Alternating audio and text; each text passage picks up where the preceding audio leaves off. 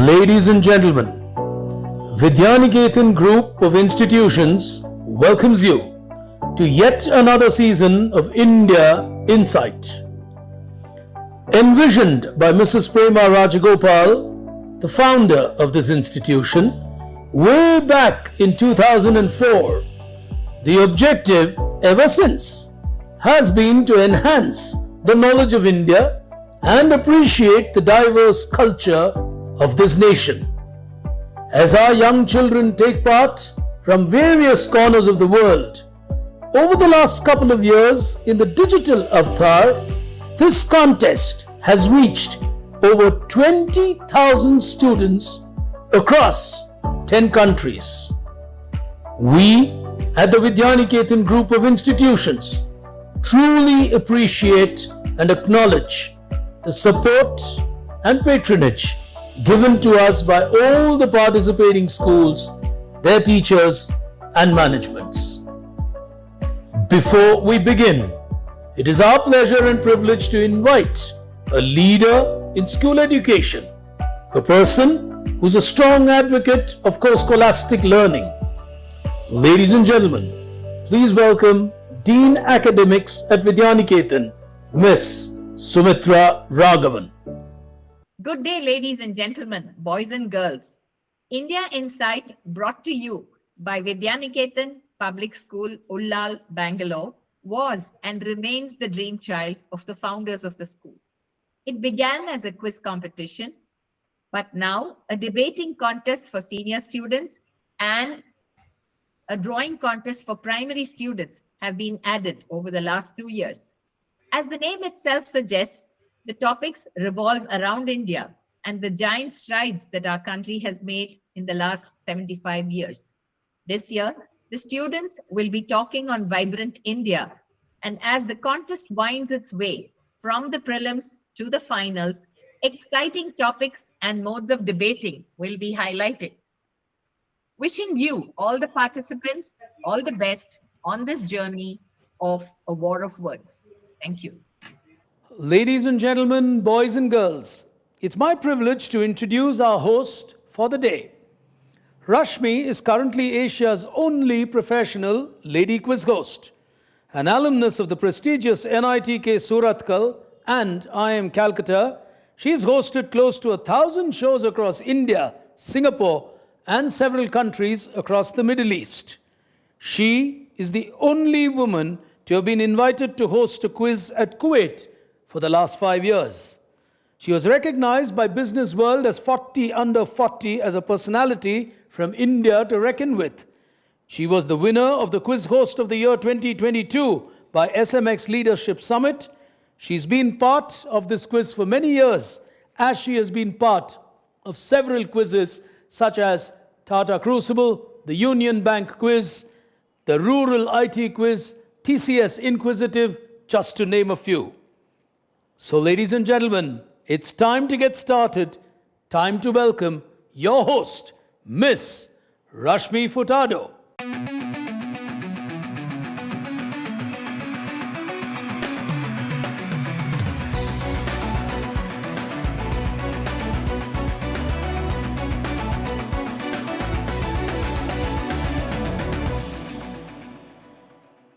Hello, ladies and gentlemen. Welcome to the first semi-final of India Inside Debate Young India Speaks 2023. This is an engaging platform that is created by the Vidyaniketan Group of Institutions. Initially, we saw many Indian students taking part in this event, but as we moved ahead, it now sees participation globally. We have many students from across the world taking part in the India Inside events. Of course, under this banner, we have several events. We have drawing, we have quiz, and the debate. This India Insight, of course, was started by the founder principal, late Mrs. Prema Rajagopal, and she had a vision of the youth of our country being aware of India. And that is what she wanted, and that is all we are trying to do with this event here today. So let's get started. Let's get to know our contestants of the day and then move ahead with this debate semi-final. Our first finalist for the day from Kuwait, representing Indian Community School, is Johan.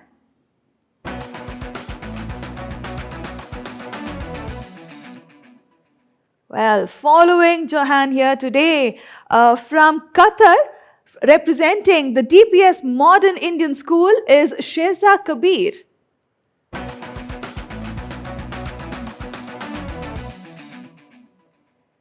Among these students, we also have a representative of India from Thiruvananthapuram, representing the St. Thomas Residential School, is Siddharth.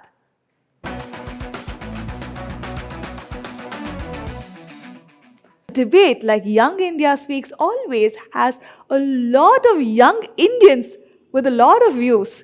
So let's get started with this semi-final here today. We also have our jury members who have joined us here today. Ms. Anis Arifa, who has joined us all the way from Kuwait, and also Mr. Naveen Tatir, who is a HR professional with over 20 years of work experience. I'll of course introduce them when we get into the jury round. But for now, it's time for us to move into the first round of the debate semi-final here today. Let's get started with me in 30 seconds.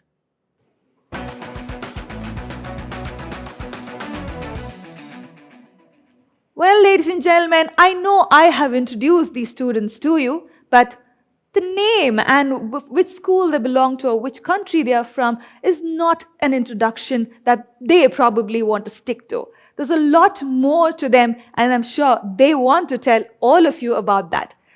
Each of them get 30 seconds of time, and they will talk about themselves in the context of India and how they see themselves as the citizen of our country. So let's get started with this round. Our first semi-finalist for the day who would introduce himself in 30 seconds is Johan Premjit. So Johan, your time to introduce yourself, that is 30 seconds of time, starting now.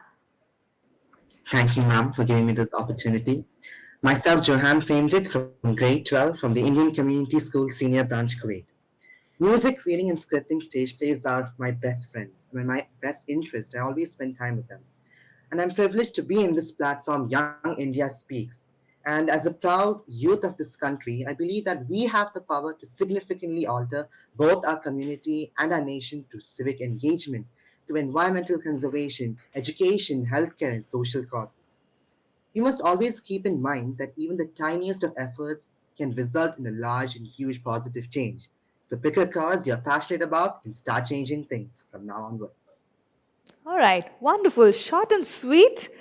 Okay, so let's move on to our next contestant here today, and that would be Sheza. Sheza, you have 30 seconds of time to introduce yourself. Please go ahead. Thank you so much, ma'am, for this golden opportunity.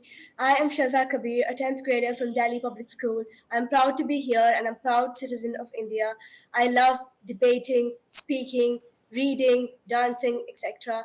And I'd like to do a lot to change the situation of India right now, even though we're progressing day by day. But I wish to see a global, developed India, inshallah. Thank you. All right, wonderful. And a global citizen, an Indian who's a global citizen with a great vision for our country. All right, so let's move on. We have Siddharth from St. Thomas Residential School.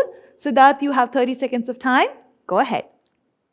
I, Siddharth Kumar Gopal, a citizen of this nation, am like India, a melting pot of diverse ideas, striving to earn relevance in a fast-evolving world while embracing the timeless wisdom of Vasudhaiva Kudumpakam, seeing the world as one family. As a firm believer in the power of science to transform lives, I am proud of how our corona vaccine saved lives globally and how our low-cost moon missions garnered global attention. I look forward to India being a role model for sustainable development, just like the rest of the 1.4 billion Indians whose heartbeat sounds Jai Hind. Thank you. All right, thank you, Siddharth. Well, ladies and gentlemen, I'm sure you don't need me to tell you more about these contestants here today. They have already told us that they're proud citizens of our country. So let's move on to the second round of our semi-final, Young India Speaks. The second round your point of view. Here we go.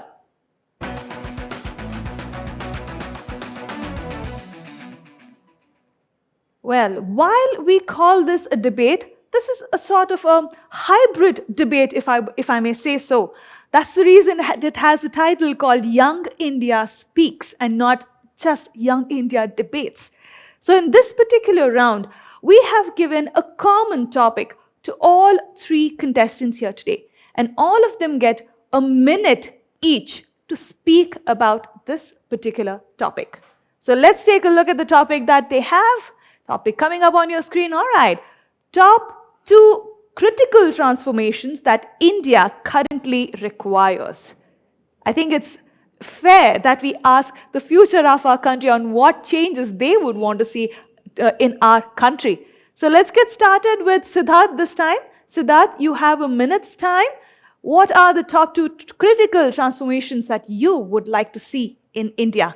Go ahead, Siddharth. You have a minute's time. Thank you.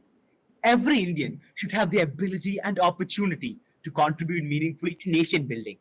For this, there are 2 critical transformations that India requires. One is our health system. 35.5% of children under 5 in India are malnourished, thus severely undermining their ability to survive and thrive. Today, India spends a meager 2.1% of GDP on health, as against 18.1% in the US. A clear focus on nutrition, sanitation, and health education should drive all our policy decisions and implementations. The next is social transformation to ensure that every Indian citizen has equal opportunities, be it in education, employment, or entrepreneurship. This can only be achieved through technology and grassroots interventions aimed at removing social taboos and building a more equitable and inclusive society, regardless of race, gender, caste, or sexual orientation. Let us together strive to transform India into a nation where every citizen has the ability to dream big and the opportunity to translate that dream into reality. Thank you. All right, so we have a dreamer here amongst us. Let's see what the other 2 have to say. All right, let's move on. Sheza, you have a minute's time. What are the top 2 critical transformations that you would want to see? Your time starting now. How many of you want to see a poverty free India? I'd like to talk about poverty elevation, implementing programs and measures to uplift the economically disadvantaged groups of India to targeted social programs, skill development, and inclusive economic policies. And how many of you want to see a quality healthcare access in India?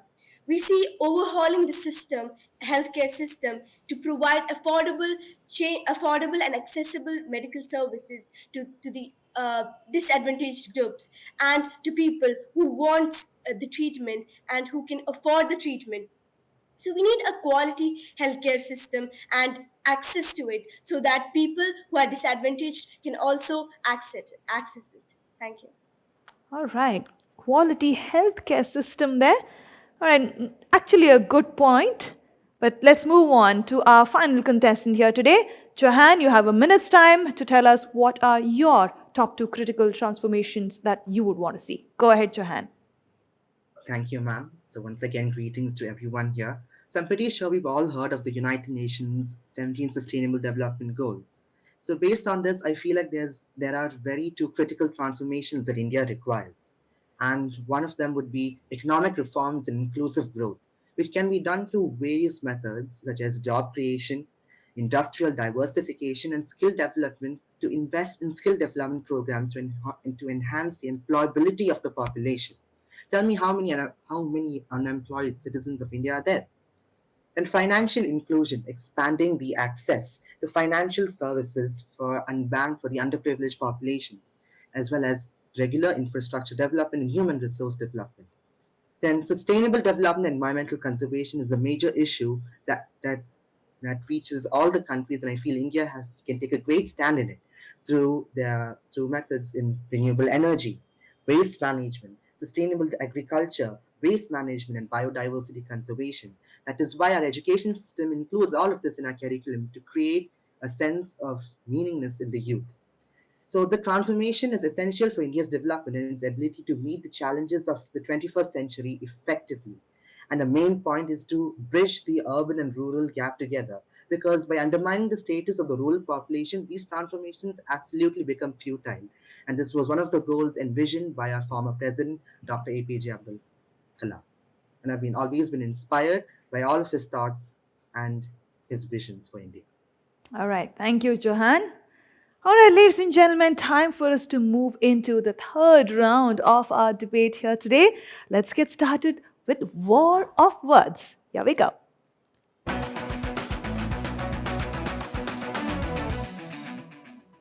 Ladies and gentlemen, you have been watching the first semi-final of the India Inside debate, Young India Speaks, an engaging platform created by the Vidyaniketan group of institutions. And you have seen the points of view that our finalists have for you. I'm pretty sure the judges are going to have a tough time figuring out who will move forward into that grand finale of Young India Speaks. But from now on, I think their job is going to only get tougher. Let me tell you why.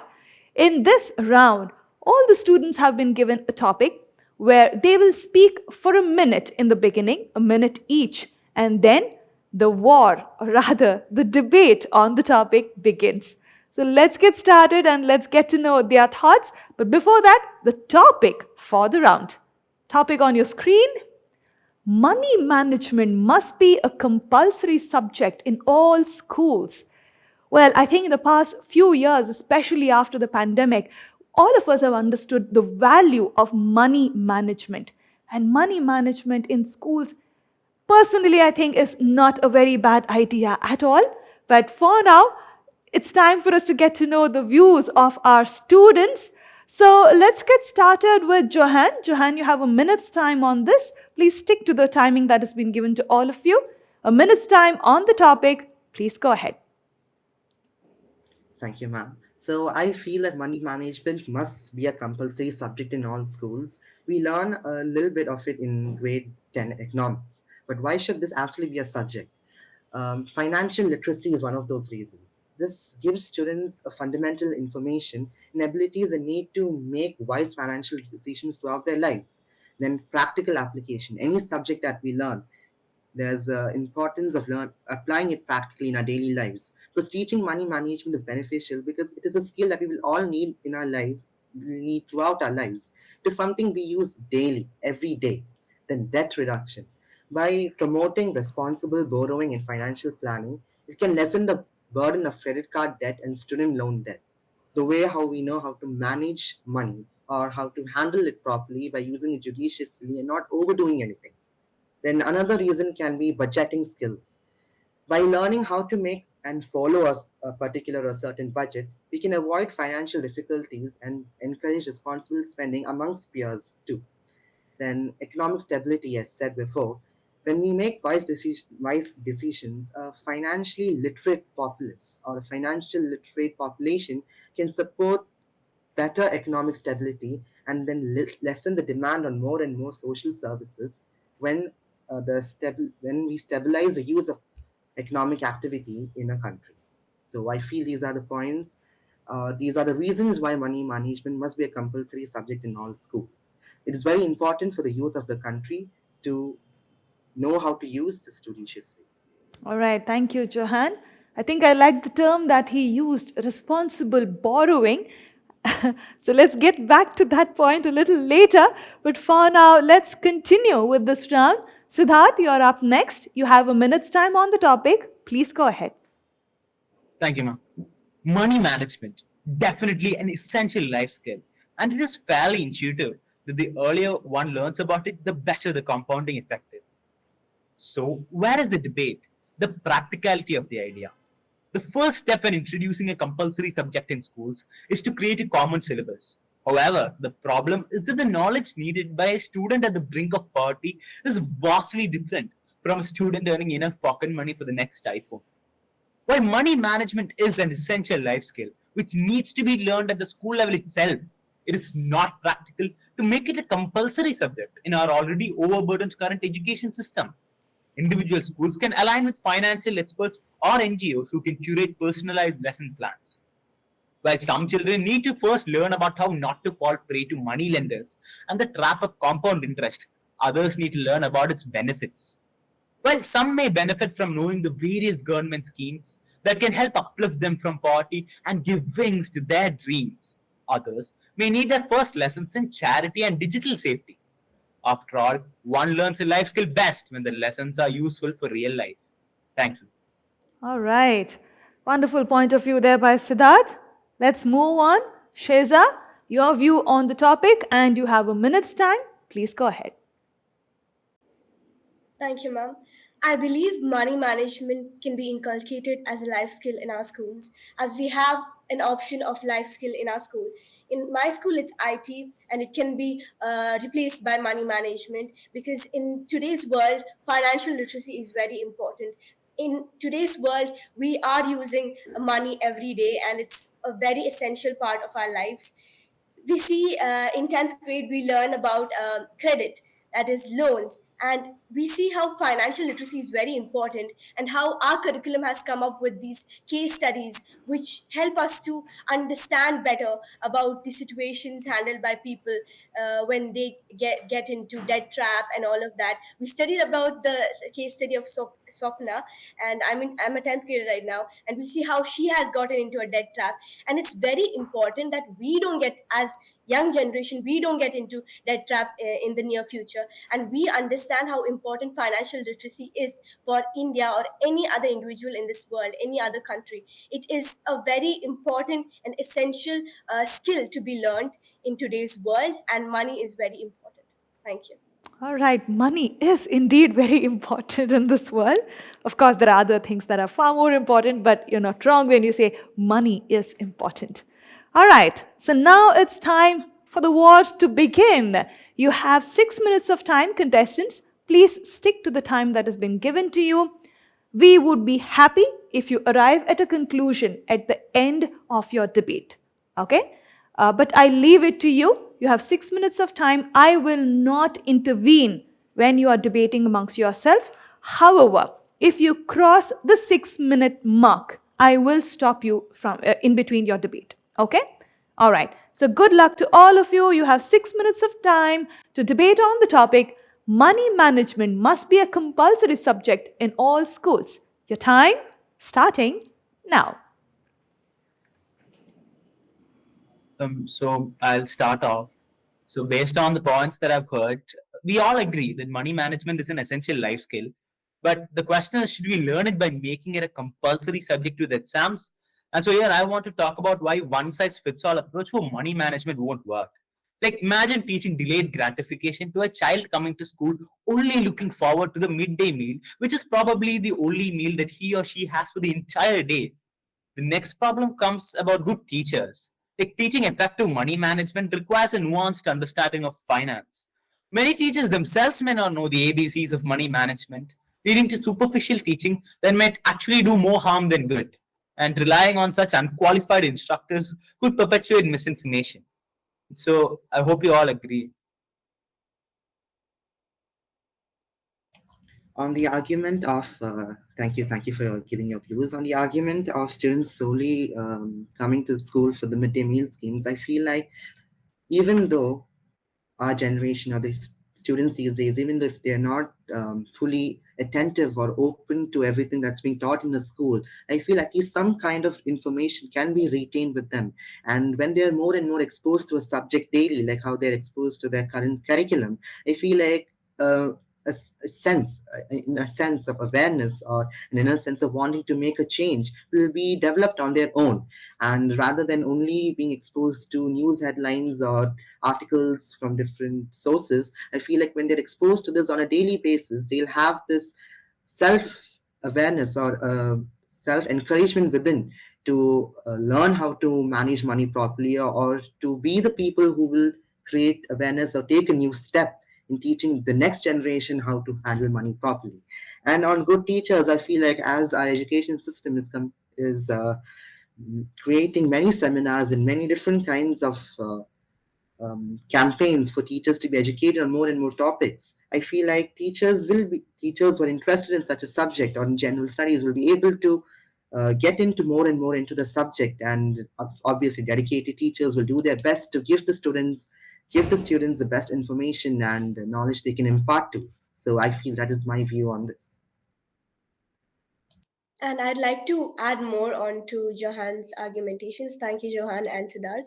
So I believe that keeping money management or financial literacy as a life skill subject in our schools, it will help us, as Johan said, to inculcate self-awareness. Because in today's generation, we see a lot of wrong things going on, maybe, and it's a very fast-moving world right now, right? And it's very important that we don't stick on to seeing any news headlines or so, and we see everyone is addicted to social media and all of that, right? So it's very important that we understand how important the management of money is, and how we should be using money judiciously and not wasting it out, right? We are provided by our parents, and we should be understanding that in the future we will ourselves be parents, and we will have to take in that responsibility of providing to our family, right? So it's very important to know how we need to manage money at the end of the day, and it should be a life skill subject in the schools, right?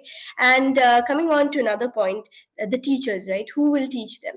So I believe we can recruit teachers who have a larger understanding of money management, who might have studied about it, right? We don't have any lack of teachers who do not know about financial literacy or anything. We know there are a lot of courses being taken, right, by other people, by professionals, in order to learn about financial literacy or anything else. So it would be great if there are people who know a lot about financial literacy, and they can provide us with a lot of insight about financial literacy. Thank you.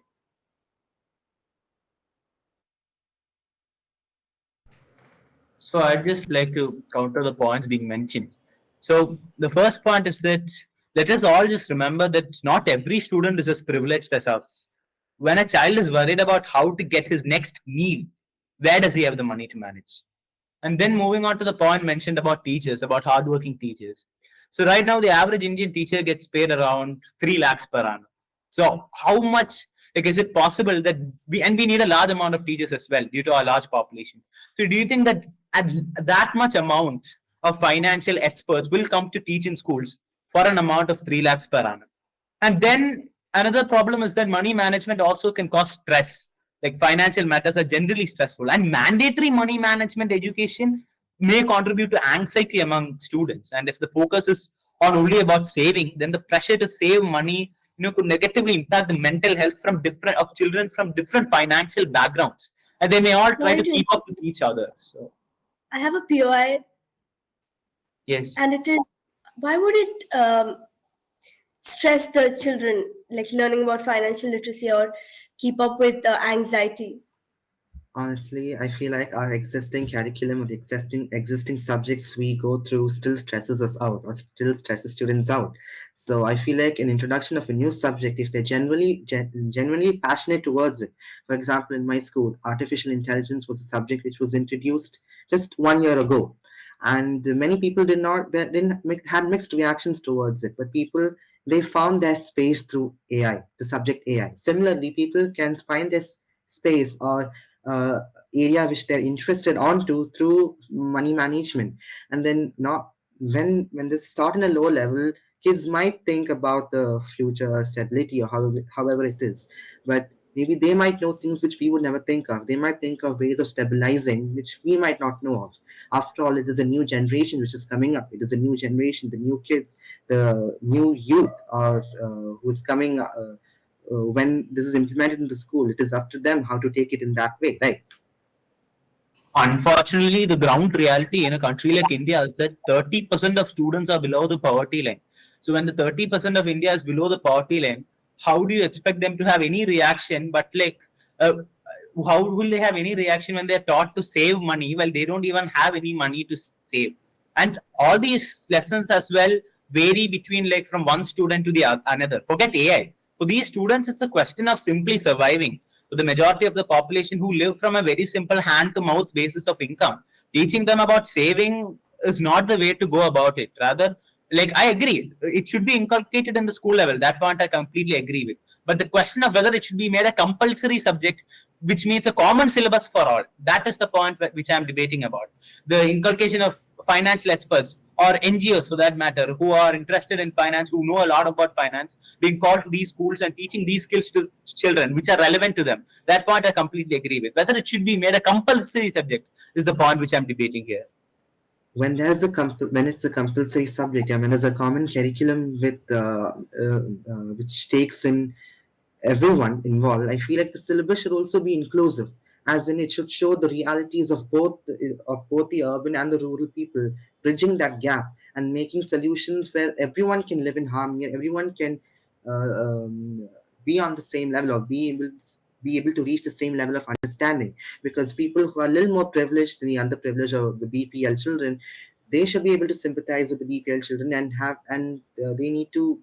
Everyone should have that sense of unity, as in everyone should be able to express on the same lines of money management. So when it's made a compulsory subject, it should not be focused on one side of the coin. The syllabus or curriculum should be inclusive and contain all the thoughts and views that will take into consideration the experiences that BPL children, as well as above average BPL children, go through. You have So 30 seconds left. You have 30 seconds the left. question the yes ma'am. The question of only one side, I don't think this curriculum will be focusing on such a situation. I understand what Siddharth is saying, but then I believe even if they are under the poverty line, they should be educated, right? And it's not only about saving money; it's about taking in loans, not getting into debt trap, like the case study of Swapna that we learned, right? So it's very Yes. important for us to be educated, whether it's poverty-stricken people or whoever is extravagant in their lifestyle. It is very important to be knowing how to manage money. It's not about saving money, but managing money, how to take in credit. The subject is sorry, I'm so sorry. The subject is not consolidated to only one area of money management. It takes it as I said, the word inclusivity is very important here. Yes. So how to take in credit, how to not get into debt trap, and all of that is important. And the poverty-stricken children should be knowing about it, and they are the ones should be targeted, should be knowing about it.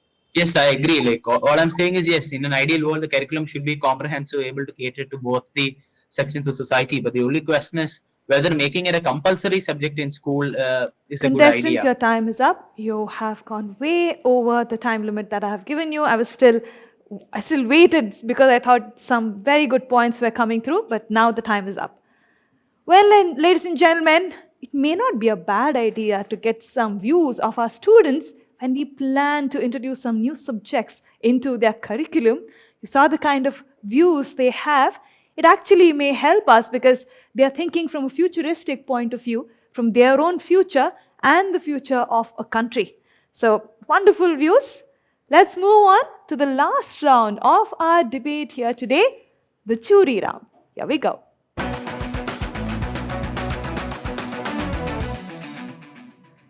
Ladies and gentlemen, you have been watching the first semi-final of India Inside Debate Young India Speaks, an engaging platform created by the Vidyaniketan group of institutions. And now it's time for us to move into the jury round, where our jury members will question our semi-finalists. They, of course, will choose the topics they want to question them on. It could be on the topics that they have spoken today, or something that is very relatable for all of our semi-finalists. So let's get started. Let me introduce our jury members. I mentioned about them in the very beginning of our semi-final, but it's time for me to introduce our esteemed jury. So let's get started with that. Our first jury member here today is Ms. Anis Arifa. She is an engineer from the College of Engineering, Anna University. She is also a postgraduate in management from IIM Bangalore, and she has always been very strong in her academics, receiving many accolades all through her school and her college life, with also receiving a gold medal in her college life. She is currently the senior manager heading supply chain, demand planning, and quality control departments at Al Ghanim Industries, Kuwait. With 10 years of experience, she is one of the, or rather over 10 years of experience, she's one of the very few women in corporate leadership roles in Kuwait. And she takes her responsibility very, very seriously, and she tries her best to empower other women around her. And along with all of that, She is an active member of the IIT IIM Alumni Association Kuwait, and they focus a lot in nurturing young talent in Kuwait with different activities like quizzes, seminars, industry collaborations, etc. Anis's hobbies actually include event management, and she loves to do it in her office environment or social groups. She loves traveling and exploring a lot of new places, and of course, spending quality time with her family and friends. Anis, thank you so much for joining us here today. Lovely to have you as a part of our jury for this debate semi-final. Let's Thank you so much, Rashmi, for this lovely opportunity. Let's get to know our second jury member here today, Mr. Naveen Tatit. He is a postgraduate in electronics, and he has represented his institutions in many, many literary contests and competitions all through his education. Well, I think he's an ideal person to be a jury member for this event because he has taken part in elocution, essays, debates in various languages all through his education. He's also been a part of science exhibitions, so I think he has a very wide mix of interests. He's a HR professional with over 20 years of work experience in HR leaders in organizations like Rocket Software and Alorica. He is an experiential learning facilitator, and he has a very specific interest in theater. I think that'll click among our students here today. When I say theater, he's been an actor and also a trainer in the field, not only as an actor. Among his hobbies, he has a very interesting combination of hobbies here. He is interested in rock climbing, something that he's done for over 3 decades. And along with that, he loves to explore the wild. And with all of these things, he is an aspiring woodworker, and he takes sustainability very seriously because he works on repurposing wood that has been abandoned as waste and tries to create traditional board games with such material. He also currently calls himself a tone deaf guitarist. So we won't talk more about that. We'll talk about it off the record. But for now, thank you so much for joining us here today, Naveen. Wonderful to have you on board. So we have 3 contestants here today, 3 semi-finalists, and I would request both of you to question each of them. That's absolutely fine because I'm sure both of you have a lot of questions for each of our semi-finalists here today. Ladies and gentlemen, the jury round is not very easy, but because they're usually trying to understand the point of view of our semi-finalists. So let's get started. Anis, I would request you to begin. Whom would you like to speak with first? I would like to start with Johan. Please go ahead. Hi, Johan. Hi, ma'am. Johan, the point of view that you had put forth are very great. You're from 10th or 12th? 12. You're from 12th standard, right? 12. Yeah, the point of understanding was very, at high level. Maybe we would have understood that maybe when we were 20 plus. That was great, actually, I would like to point out. Thank you. Johan, I have 2 questions for you. Okay. One, you spoke about sustainable management. Yes. All through your views, I could catch the sustainability sustainable point of view. Do you know when is World Sustainable Management Day that was declared by UN? I unfortunately do not know that. Okay, that's on March 4th. And the theme for this year was for engineering solutions for sustainable management. I would like you to go through that. It's on their webpage. They have a lot of solutions that, they have implemented all across the countries, mostly developing nations in Africa. Even some inventions are in India. How about bringing sustainable management through engineered solutions? That's actually pretty good. There's a documentary as well in that. So I would just like you to go through that. That was one. And another thing that you pointed out was bridging the gap between the urban and the rural people in India. What is your point of view on that? And what do you think could be done, that could bridge the gap? What are your point of views in that? So, ma'am, when I traveled to India for vacation, And when I do activities related to the rural people, because it's something I volunteer for every year, the one thing I've seen is that the common notion that the bridge between them, that is the consolidation of every activity or program to the rural people, keeps on happening in the country. And I feel that that has to be stopped. And that was one of our Abdul Kalamji's visions for India 2030. And I feel some of the methods which this can be regulated by the country, or regulated by the country as well as the citizens, is that we must stop this consolidation of power to a certain level in the society. The ideology, or the idealistic view that some things are to be kept in one place and some things are separated to another place, has to be absolutely desecrated from the society, or the minds of people, or the minds of people. The ways by which this can be done is to create, and I stand by the word of inclusivity. The word inclusivity, even though it is said outside or projected outside in the various sources, are we making sure that is it implemented in the country, is one of the biggest questions that lie in the development of the nation.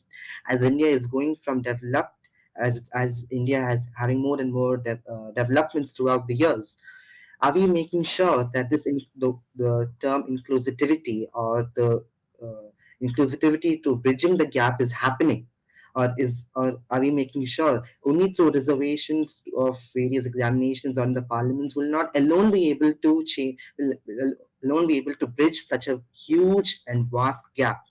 As we've noticed that the rural children, the rural youth, they are as due to the awareness created by us, they're able to understand more and more the seriousness of such a situation, and they themselves are coming forward. They are doing more and more effective managements to bridge this gap. And as a young citizen or youth of the country, I feel like when we when we all work together or strive towards bridging such a huge gap, and it is improving year by year, and I feel like we will be able to achieve Kalamji's goal by 2030. All right. Thank you. Thank you, Johan. Thank you, Johan. Thank you, Anis. Thank you.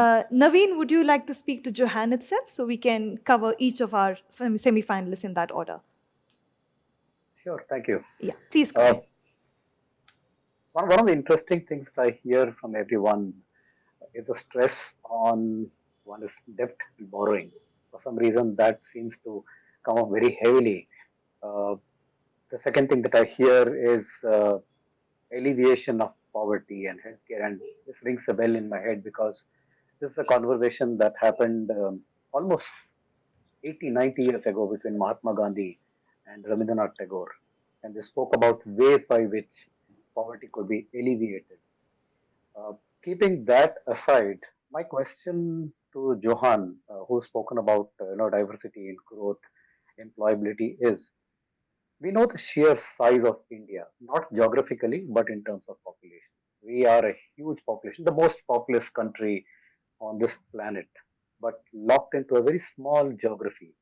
Our population density is not something that the world is envious of. Now, in a situation like that, how would any transformation be possible?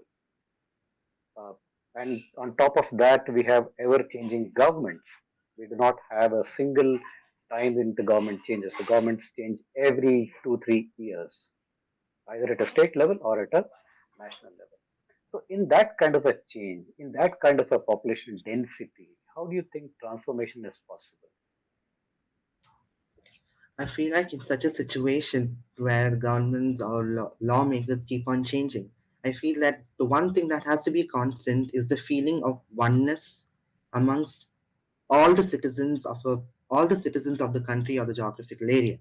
And speaking about population density, when we say that it's something other people are not envious about, I feel like that is also something related to the overall development of the country, right?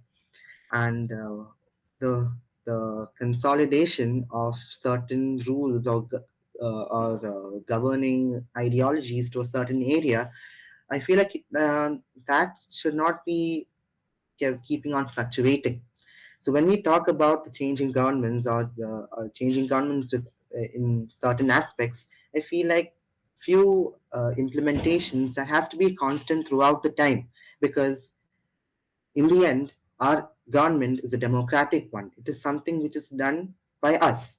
It is something by the people, for the people, and of the people. In the end, what we do and what we impact is the consequence of our own. The government is the consequence of something we decide and we take care of. Thanks, John. Right? Thanks, Johan. Anis, whom would you like to speak with next? I would like to speak to Sheza. Sheza, right? Am I pronouncing it right? Hi, Sheza. Ma'am, Shaza. Sheza. Okay.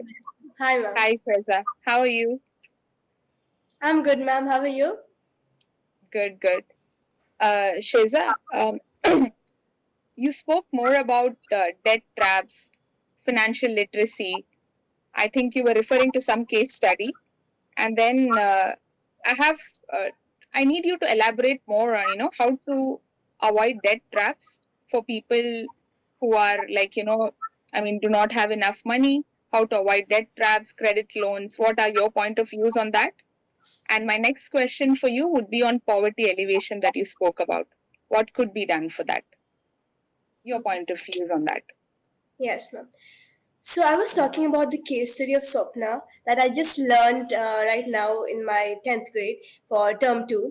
And it was about lending and borrowing, right? It was about taking loan in the rural areas. So she is a worker in the agricultural field, and she took loan from her landowner.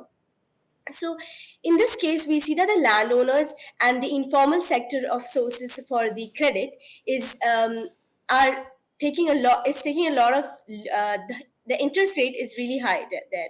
And if we see for the formal sector like banks, we see the interest rate is less compared to that of the informal sector, right? So what can be done is that there can be banks established in the rural areas which can help the underprivileged people or the people who are poverty stricken or people who are working in the agricultural fields, so that they don't need to go and beg the landowners or the privileged people of the rural areas, so that they can get loans or anything for the purpose or for their work to be done. We see a lot of occupations in the rural areas, like being a shoe manufacturer or working in the agricultural field. Now they need a lot of resources, right? And for that they need money. For that they go on to the landowners or the privileged people of the rural areas. So in order to in order to solve that problem, we need to have banks, or there should be some or the other scheme that the banks should implement in the rural areas, so that they don't need to struggle and go to the landowners again and again, and the landowners don't need to exploit them in any way. And the second question asked by you, could you please repeat it? It's about poverty elevation. You mentioned a point on poverty elevation. So I just would like to know your point of view on how to do that. Yes, ma'am. So, poverty elevation. Now we see India has come up with a lot of schemes for education of underprivileged children, right? So that is one major thing that is being done right now. Another thing, can I get few seconds to think about it? Quickly, Sheza, you don't have time. I'm sorry, you have to continue. So another thing can be other schemes from the government, maybe few programs for the children of the rural areas and all of that. And another thing can be inclusivity, just like Johan said. There can be a sense of inclusivity or unity among people of a nation, right? We see there is vulnerability, there is division of sections, social divisions and all in a country. So maybe everyone can mingle together. It doesn't matter if someone is poor or rich. It is about being united in a country, right? That can also help. And the other thing is just government schemes and programs. Only the government can do something, because I don't think anyone else can be bothered about it, right? We don't see many people getting bothered about it. We see a lot of people begging on the streets and all, but we don't see any people really doing something for them. So only government can do, and the government is the place for the people, by the people, and of the people. Only government can do something for that. Thank you. Thank you so much for the questions. Thank you, Anis. Thank you, Sheza. Thank you. Naveen, please go ahead. Shilpa, just to clarify, you are in Qatar right now. Yes, sir. How long have you been in Qatar? I've been born and brought up here, so that's 15 years. Okay, thank you. That just gives me a sort of compass to ask the next question. So you've seen India from the other side. Whatever Yes, your sir. experience of India is, either through the eyes of people or through the media, or maybe you have occasionally visited India. My question to you is that what have been your personal experiences of India in this world, which is forging through in the 21st century? Because there's an image of India that the world enjoys or loves to re-amplify. But what is your personal experience, or what have you seen of India? What have you experienced of India in your own lifetime? Okay, sir. So I go to India every summer vacation, and I'm very proud to see the developments happening in India as a country which was colonized by British, and how we overcame it, and how the leaders of our country overcame it was is incredible, right? We were crushed down, and we developed every time in order to develop our country. The leaders came up with a lot of strategies in green revolution, white revolution, what all. So talking about my personal experience of India and Qatar, I see that after I go to India, uh, I have that connection with India, right? Because I've always been in Qatar, and going back to India, my country, seeing the greenery there. I'm from Kerala, and seeing the greenery there, seeing the people working hard for their livelihood. Over here, over here also we see a lot of laborers and all working, but over there we see more of how people are working hard for their family, even though they have they have very little means to do that. They're really working hard for what they need in their life, and I see a lot of children who are envisioned to do something for their country like India, and develop India, to see a developed India at the end of the day. And I love India. To be honest, I'm very proud to be an Indian. I've seen a lot of people who are complex, who have an inferiority complex of being from India, but and also the skin tone and all of that. But I love my skin tone, and I love being an Indian, the culture that we have, the food that we eat, and I see a lot of people loving that too. So I'm a very proud Indian. Talking about Qatar and India, India is my first home, second is Qatar, and I'm very proud to be a resident of Qatar because they have given me a lot of opportunities here as well. They've never showed any bias towards any nationality or anything. They've showed equal importance to all their residents, and they've given me the equal opportunities as that of Qataris as well. And I'm proud to be an Indian, and I wish to see a very developed India, and a very, what to say, the youth of India is really passionate. So I know in the near future we'll be able to see that. Thank you, sir. Thank you, I have Naveen. two quick comments Go ahead. for Sheza, with your permission, Rashmi. Please go ahead. One is that we were speaking about loan and borrowing in small places. I would urge Sheza to look at the concept of microfinancing and see how that has transformed India in terms of loans and debts. The second is a personal comment for Sheza Kabir. Your last name, Kabir, is a word that is synonymous. It's the largest epitome of transformation in India. If you ever read about Kabir, you will know what a great transformationist he was for this country. Thank you. Thank you, Naveen. Thank you, sir. Thank you so much. All right. So, Anis, we have our final contestant here today. That's Siddharth. Please go ahead. Hey, hi, Siddharth. Thank you for bringing a lot of statistical angle to the debate. A lot of statistics there in your point of views. Siddharth, you were the only one who were taking the debate towards if money management needs to be compulsory or not. Yes, ma'am. I would like to understand you are okay with the concept that money management needs to be there, but it need not be compulsory. Yes, So, ma'am. what other ways do you think money management should go to the grassroots levels? Should go to the students who need to understand about it? What are the ways and how it needs to be done? Your point of views. Right, ma'am. So, as I said, the one size fits all approach is the place which I have a problem with. So, the advantages of actually going to the grassroots and teaching the children is that they will get the information that they need rather than being fed what is required for the entirety of India. As the sir described, India is a vast country, population, and even geographically, we are quite big. And so, due to the diversities in several areas, like and finance, especially when you come to finance, is a very personal topic. So, teaching the same thing to the whole country is where I have a problem. And now coming to the area of how is this possible? So, like I mentioned in my points, NGOs who actually conduct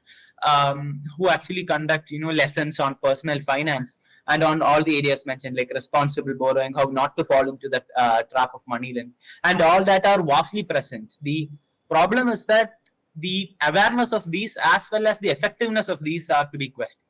So I would say generally that if you want to go down to the grassroots, these NGOs can be uh, supported by the government, and they can be supported by the government to go down to the grassroots and take these lessons for the children, in which case they can also provide the relevant information. And on the other hand, we have also a lot of organizations which are spreading lessons on financial information on digital media channels like Instagram, and even in that case you'll be targeting a specific element of the population. And so in that case this like makes for like a personalized learning approach. And I would suggest that these are the two ways which we can take. And so basically I would condense my points into three ways. First of all, making NGOs as well as financial experts do a sort like a pro bono activity of going down to the grassroots and taking lessons that are important for them, like microfinancing and things like that, and especially awareness of the government schemes which can help them, which I think are very low, because we don't have a dearth of schemes. Like if you search it up, there are like hundreds of schemes. The problem is the awareness and the effective implementation. So regarding that, information can be conveyed to the rural areas, and then propagation of financial literacy through digital media channels such as Instagram and Facebook help us to get in touch with the other level of population. And then again, schools being tied up with again these financial experts who can come to them and lecture them about these financial information. These are the three main points which I would suggest. All right. Thanks, Siddharth. But you don't want it to be compulsory. You just want them to concentrate on the specific topics that are related to them. Is that your crux of the? Yes, ma'am. Okay. Thank you. Thank you, Anis. Thanks, Siddharth. Naveen, Siddharth, for you. Go ahead.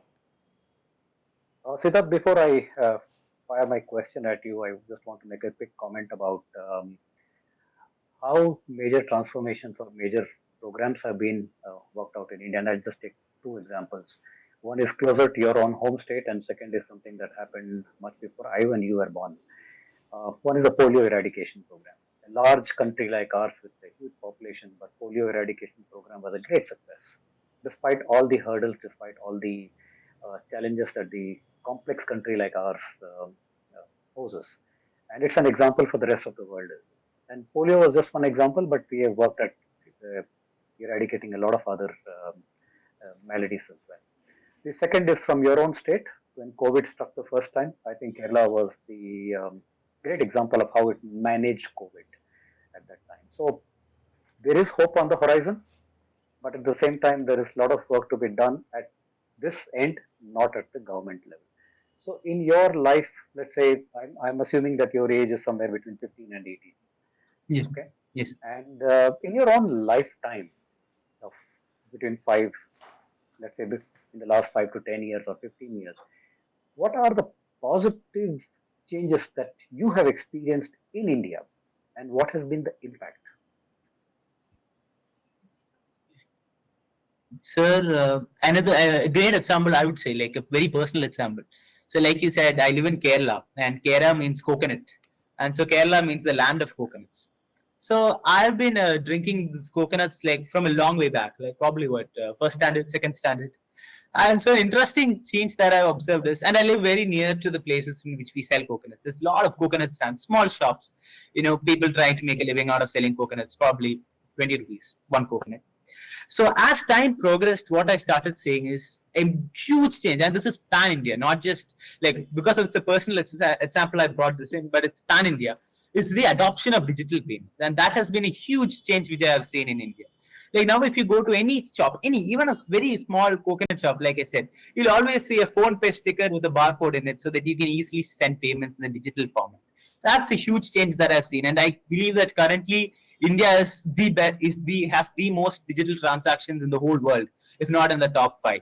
So that has been a huge change that I have seen in India, and especially because it has percolated to the lower levels of society as well. That has been a remarkable achievement. Like this phone pay and things like that have not just been limited to the upper classes or the more privileged classes. It has also percolated down to the lower areas, and that primarily has to do with the adoption of mobile phones and digital technology. And I would like to bring up the jam scheme, which is like an integration of the Aadhaar card and the mobile phone, as well as a primary bank account. And this proved out to be a major transformation for India because it eliminated the need for middlemen. And so this has also led to several other developments, including which, of course, is digital transformation. So I'm very happy to say that has been one major change which I've seen, the prevalence of digital transformations, even at the lowest level, which is quite hard for a country like India.